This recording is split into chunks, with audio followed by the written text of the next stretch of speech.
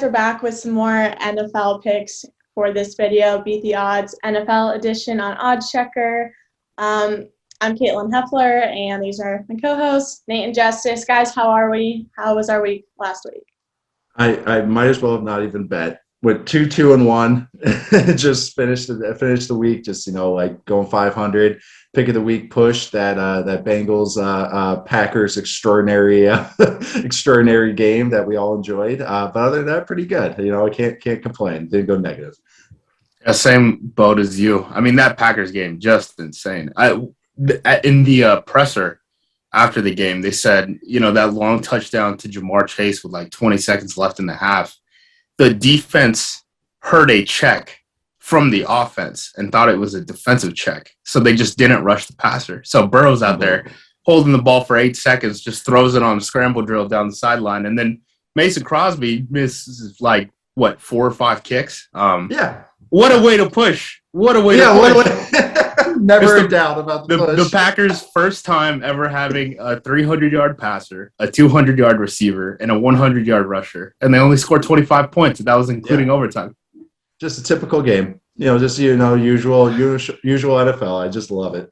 Love that we think we have the answers to this, and then it comes down to someone on the defense heard a word that wasn't said by the defense, and the offense actually said it.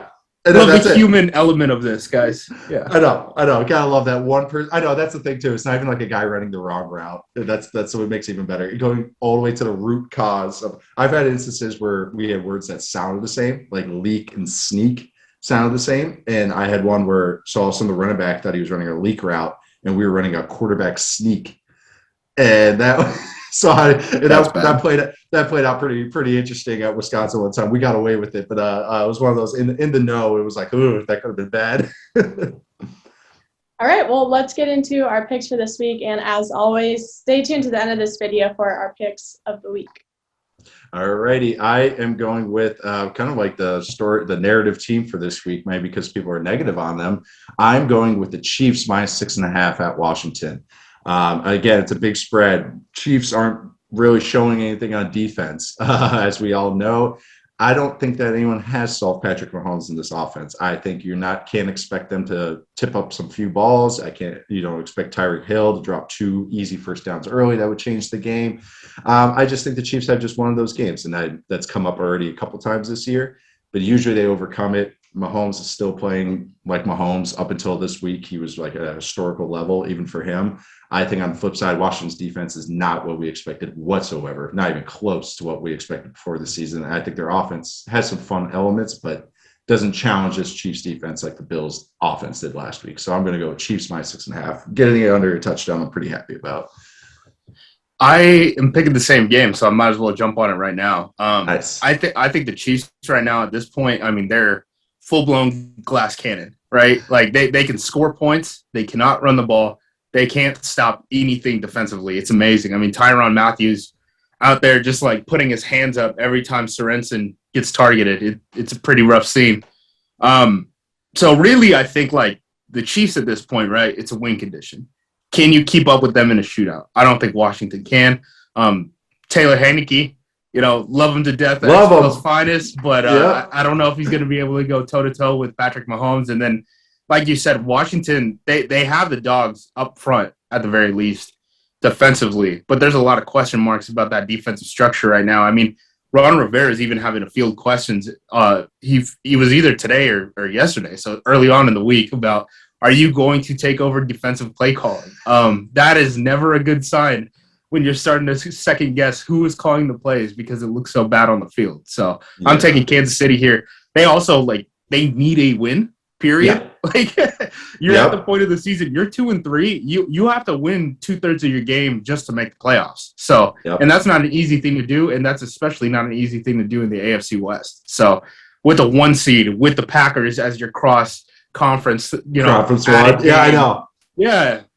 They're not in a good spot. So they're going to need to have to beat down these teams. The bad teams that they're going against, they can't just take the day off. So I'm taking Kansas City too. Awesome. Oh, that's good. No, I know. I that's exactly how I view it. It's just they need a win, and in the NFL, that can really fire up a team when you realize, oh, this might be slipping away from us. On the flip side, for my next pick, I'm going to go with another road team. I'm another AFC West team, actually. I'm going to go with the Chargers +3 at the Ravens, and this one's tough. This really is the +3 line too. Is like this is a close battle. Lamar is playing MVP level as we're the narrative is now shifted towards him. He's the flavor of the week this week. But no, Lamar is playing an outstanding level. Not only just the running stuff that he does, but throwing. On the flip side, Justin Herbert is also playing very, very well. And the Chargers offense took advantage of Clowney being out. They were able to run the ball better than they have this entire season. And of course, Herbert's just been outstanding. I mean, elite of elite quarterbacks.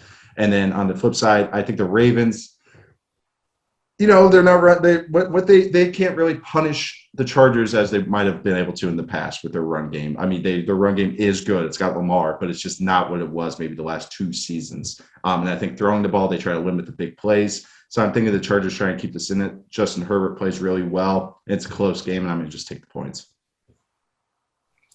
I'm going to take my second game is Green Bay -4.5 at Chicago. I just think Green Bay is a better team than kind of what shows up on paper. They're 4-1. They have a negative point differential. One, we got to throw out the Saints game. The Saints game, yeah. Year. And then two, this Bengals game, I mean, they should have scored way more points than they did. I mean, they just kind of fiddled around in the red zone. They're a team that historically has been good in the red zone under Matt LaFleur. I mean, he has all those one-off plays where you're like, oh, this guy ran a double motion and the enemy cornerback is like yelling at his safety because they couldn't handle it right. So I don't expect that to be consistent down the line. On the flip side, Justin Fields has done well for Chicago. I think the last 2 games. Problem is he only has 1 touchdown still. So you're going to have to score points against Green Bay, and they have a backup running back in. Plus, he's a little banged up. I mean, they had to comment on his health going into this week and say, no, actually, he is going to be the starter. That's never a great sign when you have to say, no, actually, my quarterback is healthy enough to play this game. So I really do think that Green Bay is a better team here. 4.5, that doesn't shy me away. I mean, that they were 3-point favorites last week against Burrow. I think Burrow's probably a little bit more of a consistent quarterback, if anything else. And Chicago's got as many questions up front as the Cincinnati Bengals did in terms of skill level. So I expect the Green Bay's defense to kind of be able to keep that offense in line, at least to a certain extent, not keep it to shootout. And then their offense, I mean, if they're clicking, they're clicking. So Yeah, no, I watched that game yesterday, the Bears-Raiders game, and it was like it's like you like what Fields is doing, but can they play the Raiders defense every week? Right. That's kind of it's one of those that might have been some opponent maybe made him look a little bit better. But no, that 4.5, I was trying to figure that one out, but I almost was on the same side of it because I just think, like you said, I think the Packers are a better team than it's indicated so far with the negative point differential that is slowly erased from memory as every week goes by. All right, well, I got to continue. I started the season going, I'm never going to bet the Thursday night game. And now here I am. For the 3rd straight week, I'm going to have action on the Thursday night game. And I'm going with the Bucs -6.5 at the Eagles. This is do we watch what the Bucs just did to the Dolphins? Do we watch what the Bucs have done so far to every bad team? They play a good team. Yeah, it might go toe for toe, but it's like this is an extraordinary team right now, even if their defense DB wise is iffy. Eagles don't really have the passing game to punish that. So now you have this Eagles team that's going to have to block what that Bucs D line is, and you have a Bucs O line that can handle the Eagles' strength of their whole team, which is their D line at this point in time. I just think this is less than a touchdown. So I know it's a Thursday night game and wonky things happen all the time, but this Bucs offense is just eviscerating people right now. And I think they can take advantage of an Eagles defense that's going to sit in soft coverage, and Hurts and the Eagles offense just not going to have enough firepower to keep up. So Bucs -6.5 because I've gone 2-0 on Thursday night games. I just got to keep the good times going. It's worked so far, but might as well lean into the punch. We got to stop agreeing on these ones. So I'm taking them too. I just think the Eagles game was so weird last week. I mean, Carolina, right? So Carolina had played bad teams. Then they went against the Cowboys. They kind of proved a little bit that they weren't fraudulent in that, like, they were actually able to kind of shoot out with the Cowboys. Like, that was a good sign to see for Carolina moving forward. Then they go against the Eagles. It seems like they were like playing with their food the whole time, right? Like they were dominating that game for the majority of, 3.5 quarters. And then we get like a block kick, like just like weird stuff happens at the end of the game and the Eagles end up pulling away with it. And you're like, how did that happen again? Like, how did that spin out of our hands? Yeah, not covered, but straight up lost the game. Like, it was just, I know. It went from after domination. So, like, that's a weird one for the Eagles, right? Where that shows up as a win in the standings, but you're not very confident in the Eagles. That wasn't a great showing for the Eagles moving forward. So, I agree with you. I mean, Tampa, we'll see. Like how that Gronk connection starts developing again. I know he's been banged up. Who knows if he's going to go on a short week? I know they said that it's probably close. Mm-hmm. But once that offense returns to full blown firepower, I mean, it's going to be hard to stop it, and that defense is only going to get healthier because they're so banged up in the secondary. Yeah, I know. I that's exactly how I look at it. It's one of those where it's like we might laugh at it in a couple of days, going like it's only 6.5 because I think that it's not only just one tier; it's like 2 tiers separating these teams, maybe even 3. Is it pick of the week time? It is.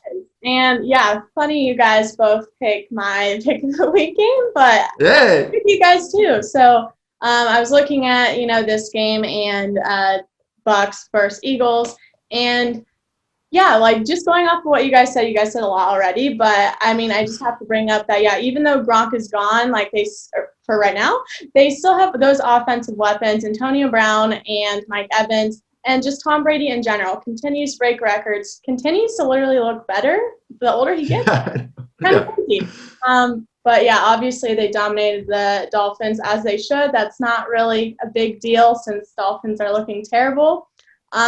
And just, like what you guys were saying, the Eagles just take way too long to get into their groove offensively. So I don't think they'll be able to, obviously keep up with the Bucs. So, That's awesome. Oh, no, literally he doesn't look better because I saw Brady scramble last week and I've never seen him look faster, and he's 44. It wasn't, I should say fast, but it was improved speed on it.